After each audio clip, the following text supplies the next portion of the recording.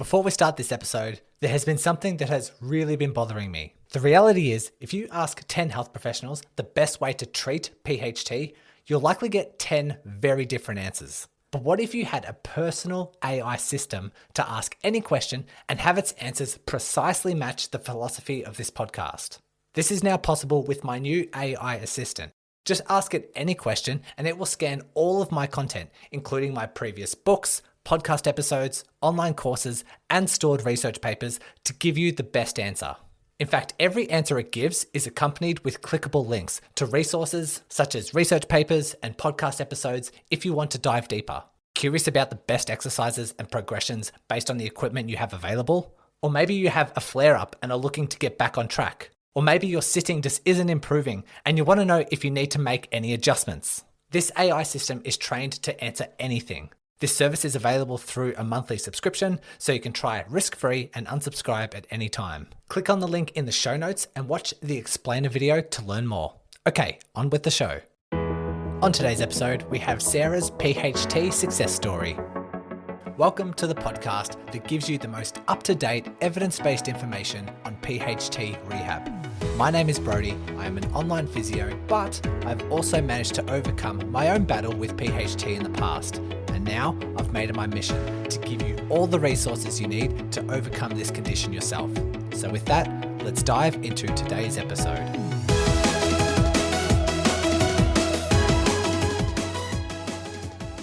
Sara has a great success story that takes a lot of different avenues, so I'm excited to share this with you. I know a lot of you are drawn to and enjoy these success stories, and so you'll learn a lot about Sara. She has had PHT for several years. It's like 7 or 8 years if we include like all the ups and downs of this journey. And before I get into the interview, she did mention that her email is available if you do want to reach out and say hi. She said it at the very end, so I thought I'd mention it here just in case you tune out or move on to something else before we bring this interview to a close, but I will keep her email in the show notes. And let's get on and share her success. Here is Sara. Sara, thank you very much for joining me on the podcast. Thank you for having me, Brodie. I know it was a while ago since the initial onset of symptoms, but if you can cast your mind back and maybe as accurately as you can try, what were the initial onset of symptoms like, and talk us through that time? Sure. When I think about how long ago I remember feeling PHT symptoms, it was as far back as 2009, which is a really long time ago. I remember having that ache from running. I've been a runner since college, and just recreational runner, and remember that pain in the right there in the attachment there in the buttocks, and I'm like, what is this? But it kind of would go away with time off, and I remember doing some acupuncture and things like that. And then I think I remember it plaguing me again in 2012 when I was marathon training. But I remember it going away and not being much more of an issue. So it really wasn't until 2017 when I feel like it came back again and became chronic. So pretty much from 2017 until, till now, or till 2024, because I like to think I'm mostly healed now. It was just, I couldn't beat it. And anything I tried, was not lasting. Was there anything around about that time in 2017 that caused that resurgence that you can think of? Well, not, I was, the last marathon I did was in 2013. So I was, not doing the kind of mileage I was doing in my, 20s and 30s. And so no, nothing like, I hadn't increased mileage. I wasn't marathon training. I was just doing like my couple half marathons a year, 2 or 3 a year that I enjoyed doing. My 10-mile run on the weekends that I really enjoyed doing. That was kind of my routine. And I just remember it setting in and running through it for I'm sure too long, thinking that, it was just nothing, it was just going to go away, but it got worse and worse. So no, nothing like physically changed during that time. In my life, I realize now looking back, it was a big year of transition for me. And as I probably will get into a little bit of the mind body work I've been doing in the last 6 months, it was the big change in 2017 was I retired from the military after 20 years. And so I stepped away from that career and was starting a new one. So there was a lot going on that year, when I look back at it, which I'm not saying that caused my symptoms, but it was just ironic. When I think back to what a big life change that was, I found that to be interesting. Gotcha. And I guess that it'd be reasonable to think that if you've had a couple of bouts of this PHT in the past and it's gone away, that this one would go away too, Right. but Right. seems to be more stubborn and more persistent. Right. Very stubborn. And that's when I finally, after I think it was at least a good 6 months before I really started, went to a doctor. Like, well, maybe I should go see a sports doctor about this. And that's when I started the journey of trying to get help and many passive treatments, which led me down a huge spiral for years and years. Talk us through that. So like you would have had, okay, initial onset of symptoms, well, for this Mm-hmm. bout anyway, 6 months Mm-hmm. of kind of ignoring it, but try to run through it. And Yes. then And would then you say realizing I symptom? couldn't run anymore. It just hurt too bad. I was like, it hurt too bad. I have to stop running. Finally gave up. And that's when I made the appointment with the doctor who, since I, communicated that it had been going on this long, he kind of went ahead and ordered an MRI, but also did, offered me right off the bat, offered me treatments, which I was like glad to take. Offered me something called prolotherapy, things I'd never heard of, prolotherapy and PRP. I was still in the, yeah, that was right before I was exiting the military at that time, but and actually still eligible for benefits through the military. So I was getting PRP treatments for free, which, those are very expensive treatments, which I probably never would have gotten otherwise. But because I was retired military, I was able to get them. And so I had several of those over the course of a year. I think like 4 in both buttocks. Why I kept getting them, I don't know, because I guess he just convinced me that, well, maybe you just need it again. They didn't help. They didn't You didn't help. And I notice was any improvement, leave it even in the short term? like not much. I mean, maybe a little, maybe short term. It was, if anything, it was very short term, which is why I kept going back. And he'd say, well, we can do this again. And so I just felt like that's the only thing that you can do. And then physical therapy. And then of course he recommended physical therapy, which I did. And I was doing, probably half-ass, honestly, like not really finding what they were telling me to do that helpful. Plus with my full-time work schedule, it was so impossible to go regularly. And so I didn't find that any of that really helped. So I was more seeking out the passive treatments, which led to, let's try acupuncture. Let's try, dry needling. I don't even want to say how many dry needling sessions I have had and paid for, none of which really helped over those many years. Was a diagnosis like straight away? Was it Yes. accurate? Yeah. Did you have that? Diagnosis. Yeah. He told me right away. He said it was hamstrings. I'm like, hamstrings, that kind of, I'm like, I didn't realize that was part of your hamstring, but that's when I started learning about hamstring tendinopathy. It was diagnosed as hamstring bilateral, proximal hamstring tendinopathy, or tendonitis, whatever he called it. And so that was kind of the diagnosis that I just kind of just accepted that I had, and was going to try and beat, but just couldn't really beat it. Couldn't beat it. Fast forward to 2022, still dealing with it. I might have had short periods of like recovery where I would try to run, but never was able to run the distance that I wanted to, and was not running pain-free, really not for any length of appreciable time during that. And then in about, I guess it was 2022, it actually, then the pain moved to like the outer part of the buttocks. The pain would move in the buttocks, and it became on the right side, became really bad. And I think then I was diagnosed, had more MRIs. That time I was diagnosed went to a different doctor at this point. I kind of gave up on the doctor and the practice I was seeing through the military. So I went out in town and saw a different doctor who said it was gluteal tendinopathy. And that was actually worse than the PHT. I still had the PHT, but I had this new onset of gluteal tendinopathy on more of the outer side of the right hip in particular. That was just, it was awful. It was awful. And that led me to, still doing dry needling and nothing helping. That led me to a procedure called Tenex, which I had in 2022, which provided me short-term relief for maybe 3 to 4 months. The pain went away. I was like, oh, it went away. I can start running again. Started running again, 2022, end of 2022. It pain-free for a short while, but then boom, it just set back in. Maybe after 3 to 4 months, I'm like, oh no, it's back. Maybe I did too much. I increased my mileage too much. I was beating myself up. and went back to physical therapy and got more dry needling and more tenotomies. The sports medicine doctor was offering me these percutaneous tenotomies, which I said, sure, shoot me up, anything to get rid of the pain in the buttocks, just anything.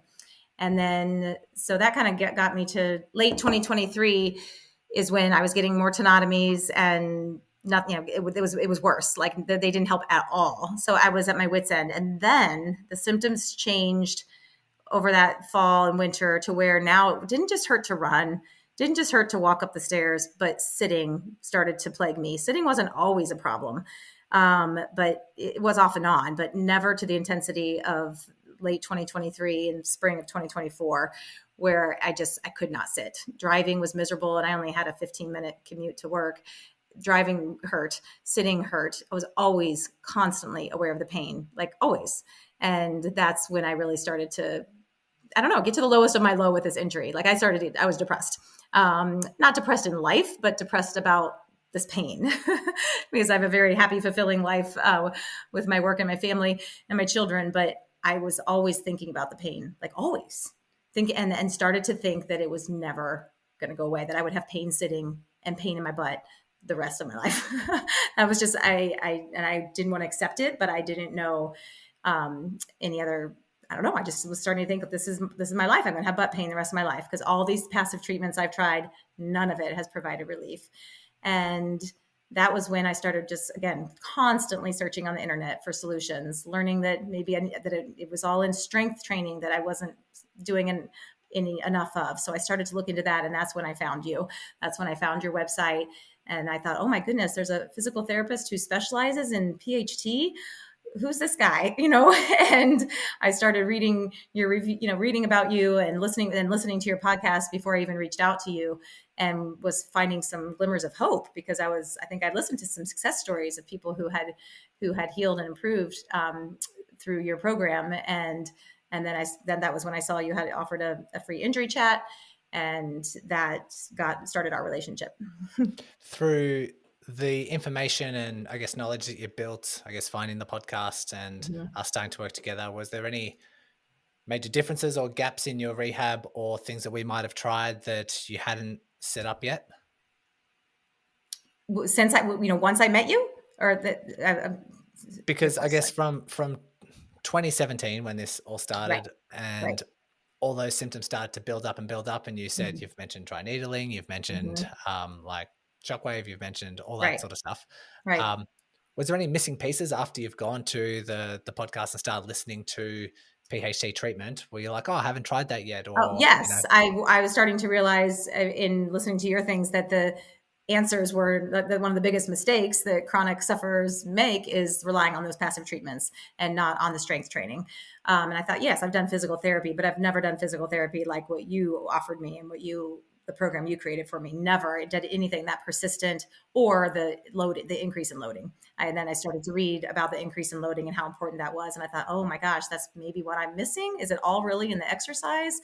I'm doing all these other I just really started to realize that exercise was what I needed. And I needed somebody to guide me through what exercises to do and how to load the tendon. And that's what you offered me. And that's what I started doing religiously.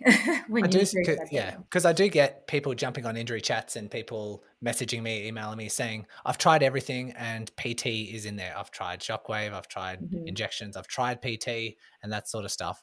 Right. And that's when I like to dive into, well, what does your PT look like? What exercises, how consistent are you with them? And so I guess sort of reading between the lines here, but your PT may have been a little bit more inconsistent and maybe incredibly inconsistent. I mean, it's hard to stick with a program if you don't have somebody really prescribing what to do. And if you aren't able to go in person, like was what the only PT I knew was, go in person. They give you a paper of exercises to do, but it was hard to, because I didn't think they worked. I didn't think that was the answer. I thought the answer had to be in shots and had to be in injections. And now it makes no sense to me, but I thought that, but at the time I thought that was the solution, and kept looking for, more treatments. And I think when I met you, I was all intrigued about this shockwave therapy I'd never really heard of. And there was some promise there. And I almost did that. I didn't, because you advised me to try the PT program first, which I'm glad I did, because I didn't end up needing the shockwave treatment. Yeah, like usually when someone says, let's try, what do you think about this? What do you think about this? What do you think about this? Mm-hmm. And it might be injection, surgery, shockwave, Right. stretches. Uh, my usual advice is, look, if you haven't given the slow, heavy, progressive strength training a go, just give Right. that a go first, Give because it a that's go. gold standard. That's Right. initial foundation principles. Let's get the principles and the foundations in place first. Do Right. that for several months and see what the effects are like. And then we can have a conversation of whether we layer in shockwave or whether we Right. layer in some stretches or something Right. else that might be had. And so I guess my advice at that time would have been, hey, just give this a go first, because Mm-hmm. in a scenario you could be getting better and we don't need to do all those things. We Right. don't need to spend money on dry Right. needling and that sort of stuff. Right. From memory, how effective do you think that approach was? It was good. I mean, I started doing the exercise routine 3 days a week, and the cardio, just the program that you designed for me, and it was very doable, and it was just manageable, and I loved the structure of it. And I started to notice, I think, pretty not like immediately, but over the course of the first month, let's say over the course of the first 3 to 6 weeks, I noticed a reduction in the sitting pain. The pain definitely didn't go away overnight by any means, but I just noticed it was a little bit more manageable. It wasn't as bad sitting or getting out of the car. I mean, I was getting out of the car and I felt like an 70-year-old woman, just because of the pain of just standing from sitting was the worst. And I was able to do that with a little bit less pain. So I started to get hope back, and I found that I wasn't crying all the time. I wasn't crying myself to sleep over this, like I had been. So it was, Literally yeah. crying yourself to sleep? Sometimes, not because of pain. Not because I didn't have any pain when I was laying in bed. I was just sad that I couldn't run anymore. I was sad that I was always thinking about butt pain, and I was. I mean, for those couple months, I wasn't not for years crying myself to sleep, but just for that, when it got to that bad worse, I could not sit without pain at work. I couldn't sit at work. I couldn't sit driving. I just thought, this is this is horrible. It was really horrible. And I mean, I don't take for granted now that I sit now without pain. It's amazing. And I don't take it for granted. Now I'm not 100%. I'm not 100%, but if I sit a long time in the car, I'll start to feel a dull ache in the one side only, but it's nothing like it was. And it's manageable. So anyway, I started to notice some improvement. I think we started working together. I remember it was right around Cinco de Mayo. It was right around May 5th of last year, and May, June, July. And you had me running. You said you can start running. And I was like amazed that you wanted me to try running, because I hadn't been, because I was too fearful of running and just didn't enjoy it because it hurt. And so you had me slowly start jogging again, which was, that too gave me, improved my mood and my mental, just improved my well-being to just be out on the road again, even though I was slow and it still hurt. At least I was doing it. And you convinced me that I wasn't doing further damage by being out there, jogging. And so that was nice.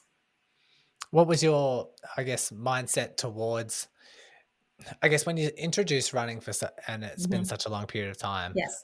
some people can have the, oh my God, I'm out here. This feels amazing. Feels good to Right. get moving. Feels good to at least see Yes. a roadmap to back to the goals that I want. Yes. But some people can also have a lot of fear. They can be Right. running and very hypervigilant, thinking about their hamstring every step of the way, Right. thinking or believing that it might make things worse and Right. increase a tear or something like that. Right.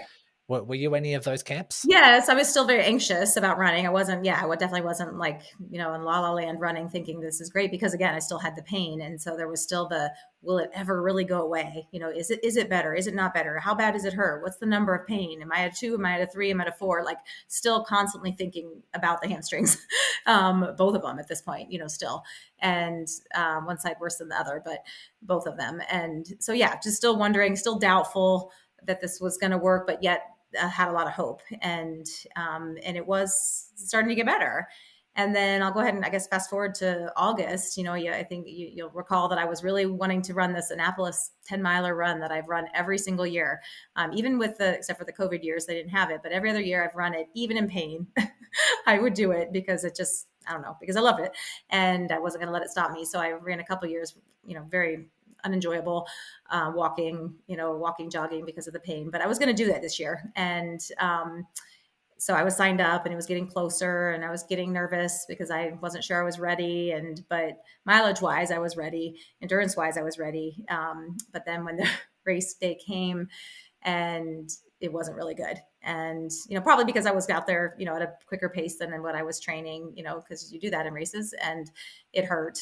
And I was aware of it the whole time, thought about it the whole time, walked, I wasn't running the whole thing. I would walk, run, 5-minute run, 1-minute walk, or whatever it was you advised me to do. I did, but I was, tearful during most of it because I want to run the whole time. And I just was thinking, shoot, maybe this isn't really all the way working for me. What am I missing here? And that was late August of 2024. And I was still meeting with you monthly, I believe, at that point, Brodie. And that was when you kind of advised me had I looked into this book, Think Away Your Pain, by David Schrechter, if I have that name correct.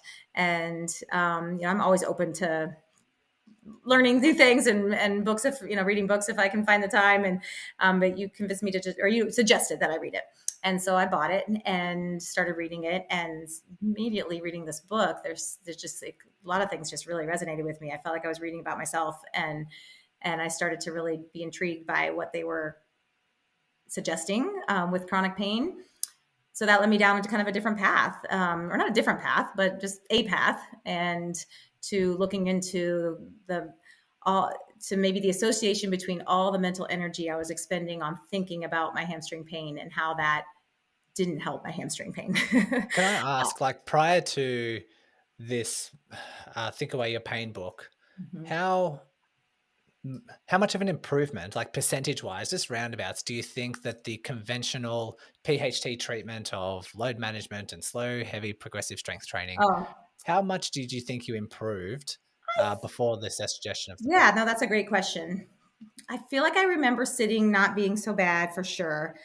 I would say at least, I want to say at least at least 50% better, 60% better, maybe Yep. 60% better. Yeah, Yep. 60% better. You're back But to like, running, you're back to racing, you sort of did that yes, 10-mile race. yes, So like that's yes. something. Yeah, I did. Yeah, I could do it. I just couldn't do it pain free. And my goal was pain free. I mean, I'm 50 years old. I don't expect zero pain. I expect aches and pains, but this was still what I felt tendinopathy pain, not normal pain that you can run a marathon on or something like that if that was your goal.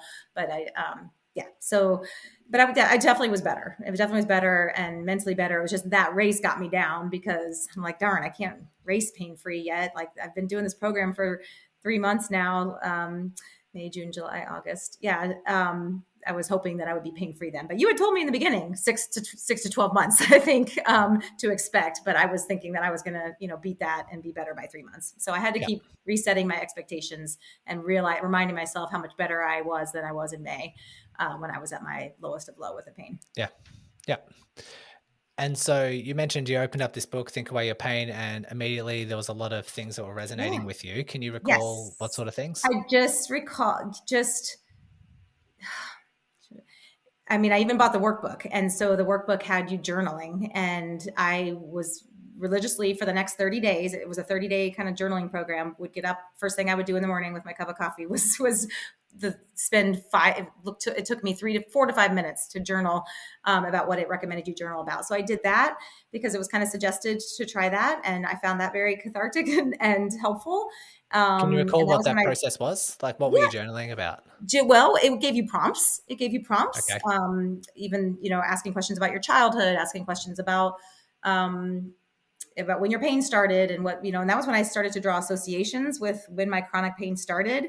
It wasn't just that I left a military career, but it was the same year that my 11-year-old daughter was finishing up her cancer treatment, and there was a lot of stress going on in our lives right then. And there's bound to be some connection there. And so I just started to really think about believing that you can think about your pain differently, not be so negative, and maybe that there is a mind body connection. And for some reason, my mind wasn't letting the pain go because was serving some kind of purpose. I didn't know what at the time, and I still don't know what at the time it has served, because it definitely didn't feel like it made my life any more pleasant, but it was a distraction, I guess. And, but just learning about the connection of chronic pain and the how the mind, thinking about it all the time and thinking negatively about it all the time is not going to help. So I really I went out for a run and tried to tell myself the pain is this, I told my pain to go away as I was running. I was actually like screaming it in my mind, like, go away, stop, go away. And crazy enough, I know it sounds totally ludicrous, but I felt like the pain was better on that jog. I'm like, well, that's something.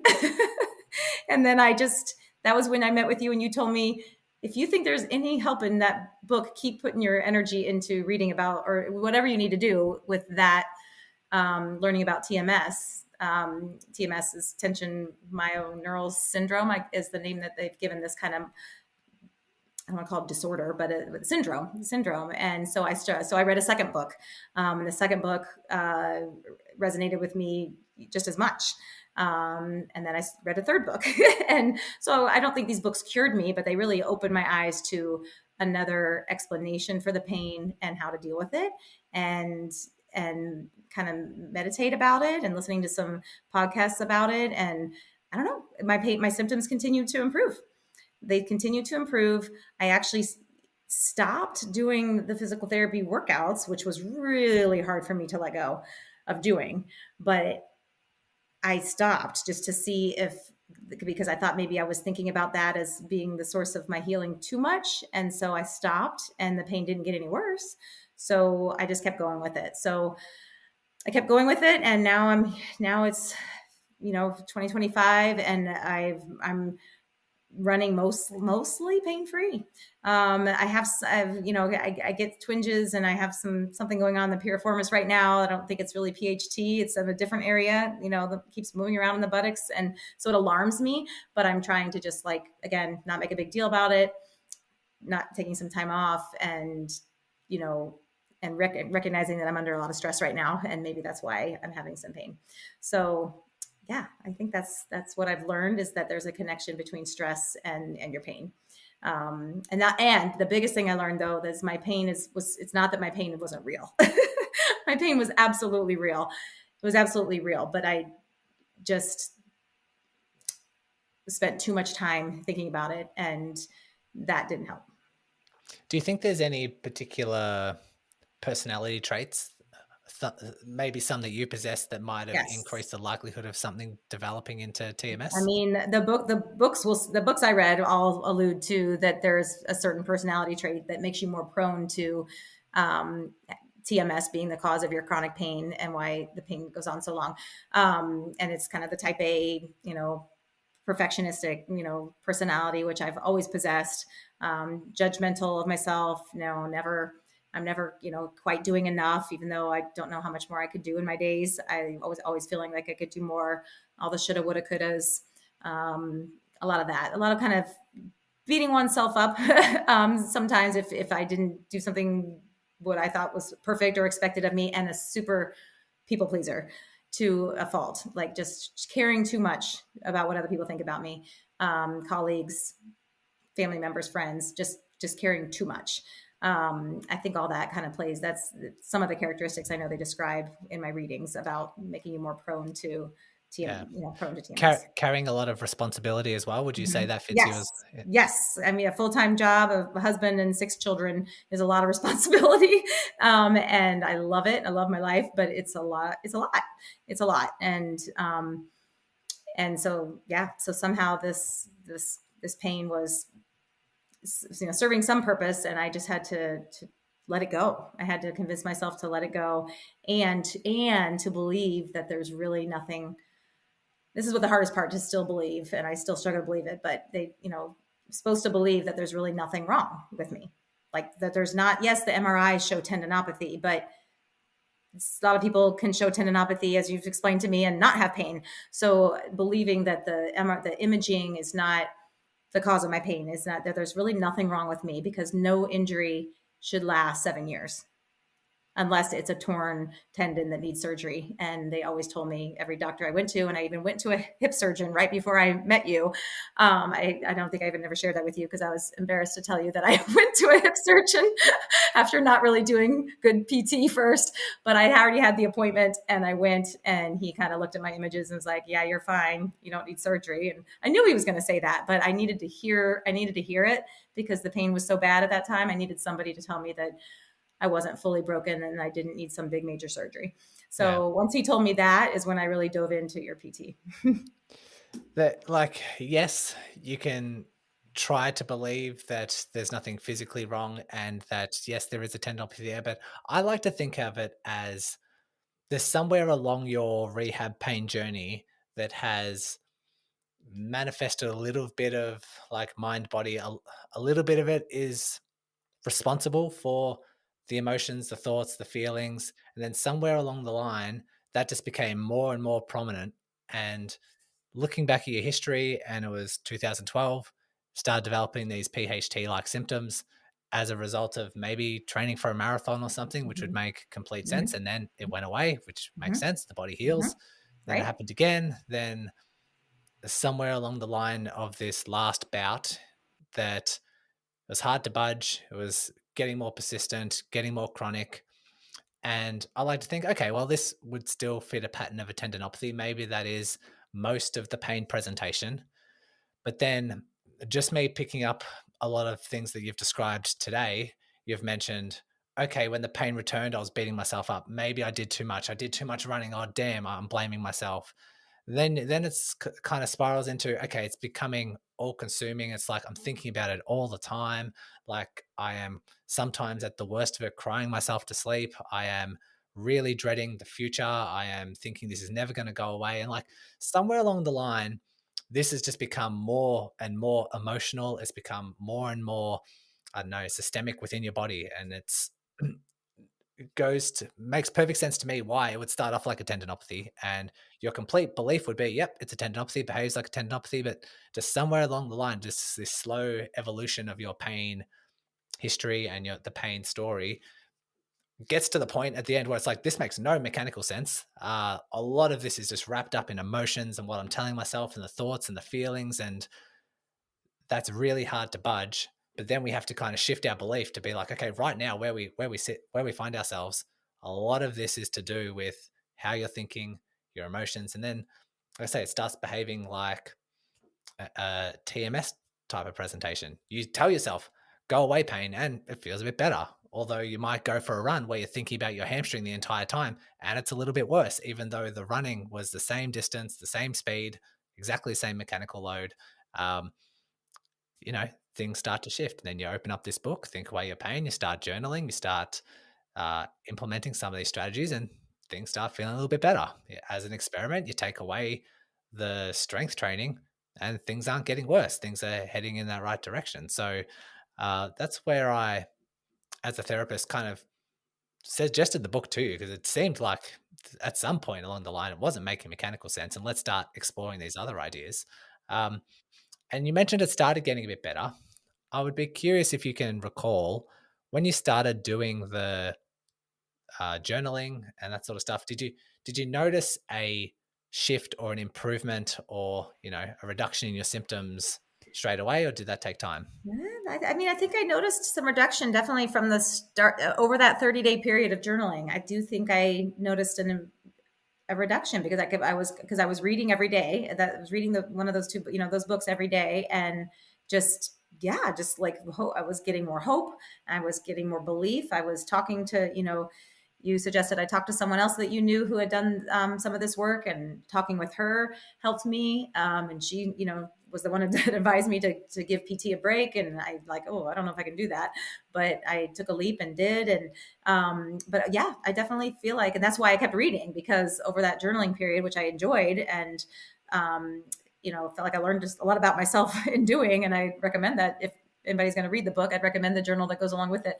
And I'm not a journal. I mean, I was a journaler when I was young, but I don't journal now regularly. I don't have the time. But I made the time. I made that commitment for that month, and I noticed an improvement, which is why I know I continued to read and listen to some podcasts and things about TMS. found them helpful. And I'm re-listening to them now that I'm having this little flare of whatever is going on, and hasn't stopped me from running, and I'm sitting okay and all that. But I'm not freaking out that I have some pain when I'm jogging this week. I'm just trying to connect it and just again, not overanalyze it. Try not to overanalyze it. Yeah, that was another thing that I heard you talk about that I thought might have been a trait to TMS. It's like you mentioned during the PHT, you were constantly internet searching for answers, and Constantly. kind of goes with the personality trait of being perfectionist and being type A and over analytical. But Right.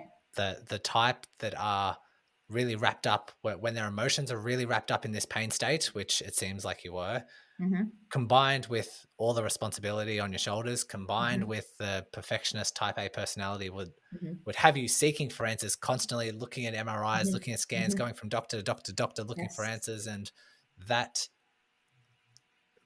creates hypervigilance as well, creates relevance in the brain, and the brain is kind of like, this is a really big deal because you're turning it into a really big deal. Therefore, the threat is real. The threat is massive. Let's send all these pain signals and really ramp up and dial up that nervous system. Right.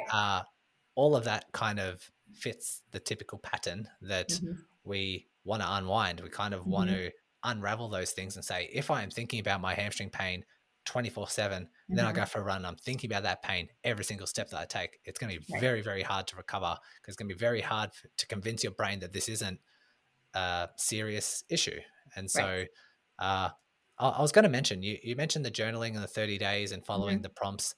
Have you found any other intervention other than that helpful in this whole recovering journey?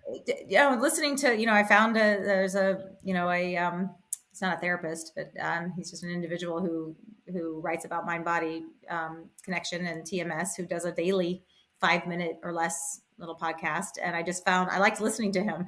And so I started, and the friend that you connected me with recommended him. And so I started listening to him because it's just free and easy to listen to on my short commutes to work. So I was listening to him, and it put me in a good calm state. And because he just kept reminding you to be calm about your symptoms, not to freak out, not to, there's nothing wrong with you. You are okay. It was just, I found him very calming, and I just liked his voice. And so I've actually started listening to him again a little bit this week when I've had this little bit of a flare. And he even started doing some of your exercises this week. I'll be honest with you. Like, I don't think that's wrong for me to kind of do some strength there. I mean, I'm doing other strength exercising now too.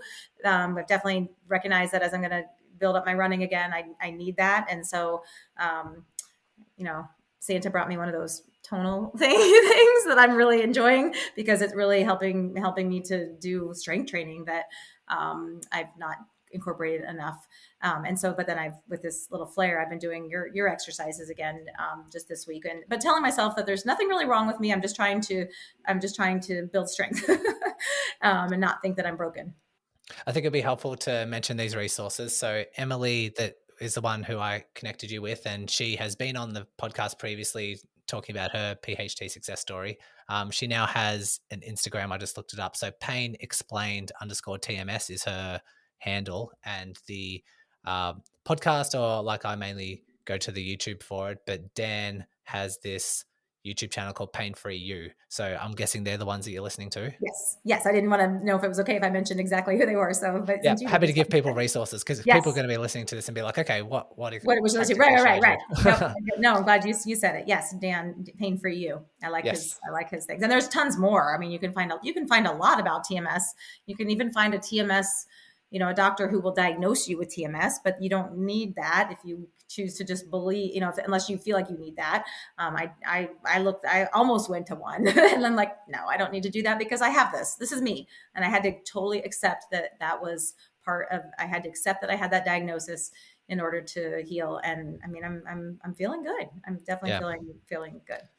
And listening to your story, I think this main takeaway is going to be, give something a try and see if it starts getting better. And if it does, then you double down on it. And if you start plateauing at any stage, reconsider what you're doing. Because even if we go all the way back and say, you got PHT initially and it just went away. Right. And then you got PHT again and it just went away. Right. things would say if you had PHT a third time, if you're okay with it, it might just go away. But Right. it didn't just go away. Didn't So just go away. it took you 6 months, but you tried something Hmm. different. You went and Hmm. saw a therapist, and you went and Right. saw a sports doctor, and you went and tried to Right. get the consults. Hmm. Your initial option was manual therapy and I guess injections, which Hmm. you said, I think from memory, just a little, maybe got a little bit better, maybe, A I little don't bit, know. but But never long term. Nothing more than 6 weeks yeah, and that could have just been placebo. That could yep, have been, and nothing that was withstanding. And then each time the pain recurred, I realized now got worse and worse. I mean, it was yep. never as bad as it was when I met you. That was the worst. And so that's why I was still so grateful that I found you. But And that you, discontinuing this journey of this decision making. So, like, even yeah, if you were to get an injection, which I don't really recommend, right. but even if that initially got you initial improvement, Hmm. great. Hmm. Let's consider that as an option. When it Right. gets to like maybe the second or third time, well, definitely Right. the second, you'd consider, okay, is this really an option? Am I really getting better? Am I really getting long term results? Right. No, then you move to maybe dry needling, and we probably did this way too long, Hmm. and Way too long. similar to running through pain before seeing a doctor, probably way too long. Way too But long.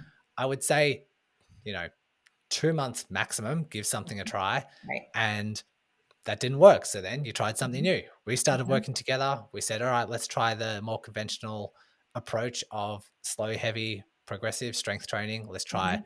in sliding in some running and doing a progression, and things were improving. But Mhm. They to your were. point, it probably got about 50% better and Mhm. then probably plateaued from there.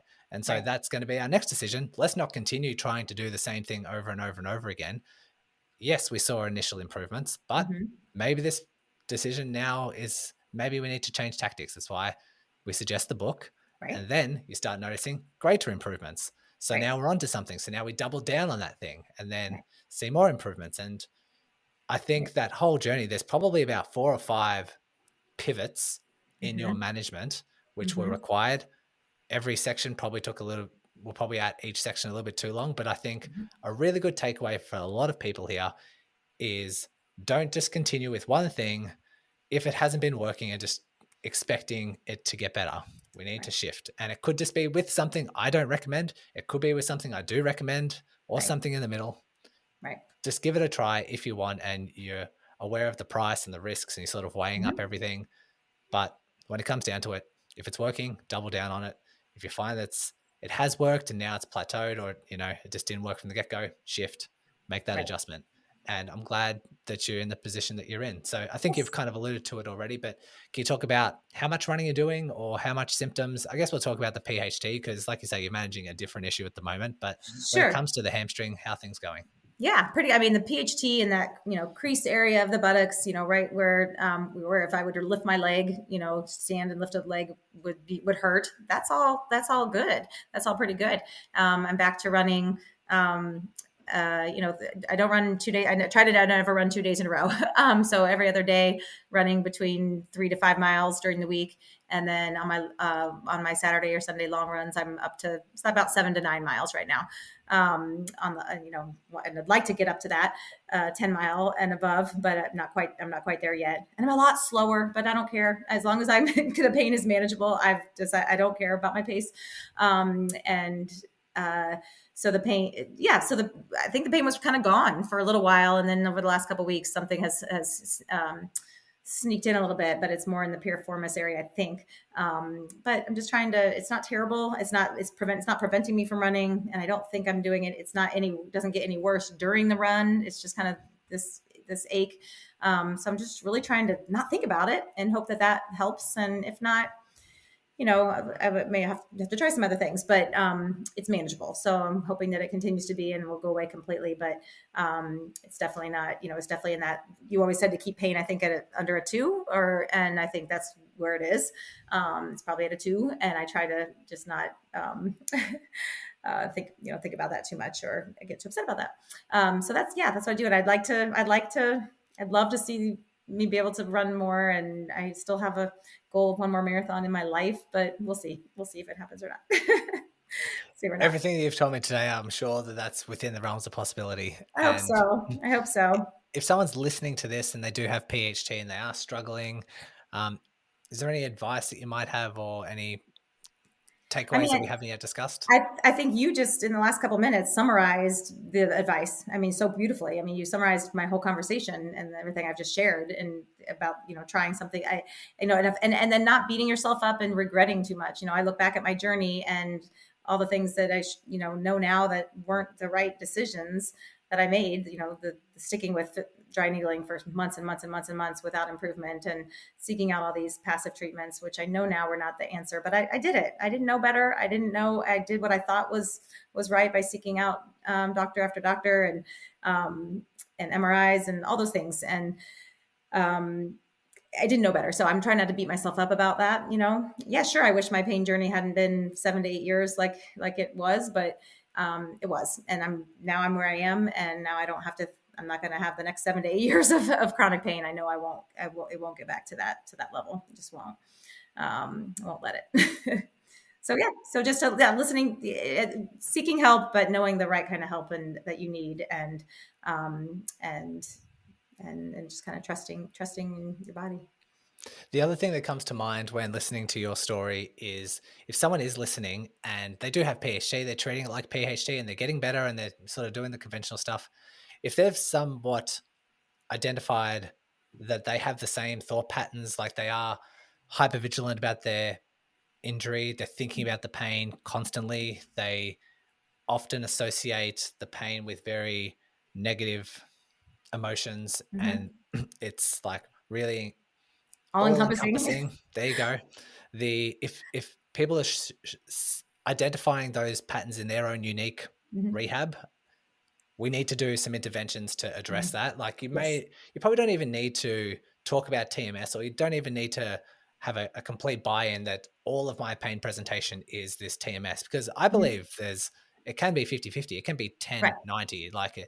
I a think so lot too. of people are, uh, they sort of have this particular scenario because obviously pain is linked with despair, which when you're in despair, you don't really, it's hard to focus on positives. It's hard to shift your mind Mm-hmm. away from that pain. I get Mm-hmm. that. As that develops into a chronic state, you're chronically fearing, dreading, very Mm-hmm. emotional. It gets very, they start to become very linked. Mm-hmm. If that is you and you're noticing there's a lot of hypervigilance, we need to do some interventions to address that, because it's going to be very hard to recover if you are noticing that you are thinking about this pain constantly, Mm-hmm. and associating it with poor outcomes. I'm never going to get Right. better, and that needs to be addressed. Yes, you do your slow, heavy, progressive load if that is benefiting you, Mm-hmm. but we also need to address the psychosocial stuff, because Yes. pain and recovery is a biopsychosocial construct. It's Yes. very complex compared to just your traditional do your deadlifts, you get better, Mm-hmm. Mm-hmm. because we've got this brain that prioritizes things and behaves in a way that perceives threat, and sometimes Mm-hmm. that threat is really sensitive, really overdriven, and we need to address it. So Right. I think that's another key takeaway when Mm-hmm. listening to your story and seeing the benefits that you've had. And so if Mm-hmm. anyone else resonates with that, start layering in some interventions to help. Yes, I think so. And then I guess the last thing I would mention is when we speak about TMS, the doctor that really coined that term is Dr. John Sarno. So that's another name to look into. And his book, he's passed away. This was back in the, I don't know what decade he wrote the book, but the book is healing back pain. And so that was recommended to me too. And I'm like, well, I don't really deal with back pain, but the book is not about just back pain. It should be titled something different, but it's another really good resource, healing back pain, that I would recommend. But it introduces you to the concept of TMS, and has so many success stories in it too, which gave me hope. And so I just wanted to throw that out there as well. And for some who really recognize that the mind body connection might be really the culprit in their recovery and preventing them from recovering. Some need, especially if you have a lot of things to work through. My past isn't super tragic, but I mean, I've had things I've had to work through, of course, but for some whose pain is just so chronic, they may benefit from therapy. And there are therapists who specialize in treating people with TMS. I briefly looked into that, and then I decided that I didn't think I needed it or had the time for it, and that I could just kind of do the self work. But someone else might benefit from individual counseling about their pain, and so someone might look into that too if they really needed that. Well done. Thanks for coming Thank on, you. sharing your story. I Yes, thanks think for letting me. you've been very appreciative of your time, but also very vulnerable in this moment, sharing Yes. your past. And it has been a very emotional journey. Mm-hmm. And sharing that is tough, but Mm-hmm. I think it's quite critical because there's a lot of people going through the same stuff where Right. they don't really be seen emotionally. They don't really talk to their friends and family about it, how much it actually gets them down and how much it really impacts them. And so I think sharing this would help a lot of people who are listening. So thanks for your vulnerability. Thanks for coming on and sharing your story. Yes, thank you. And if anyone, I'm always happy to be a resource if anybody wanted to. Yeah, I'm happy if you provided my email address. If anybody needed to reach out to me, I'm happy for that too. If you are looking for more PHT resources, then check out my website link in the show notes. There you will find my free PHT 5-day course, other online content, and ways you can personally connect with me, including a free 20-minute injury chat to discuss your current rehab and any tweaks you might need to make. Well done for taking an active role in your rehab by listening to content like this, and together we can start ticking off all of your rehab goals and finally overcome your PHT.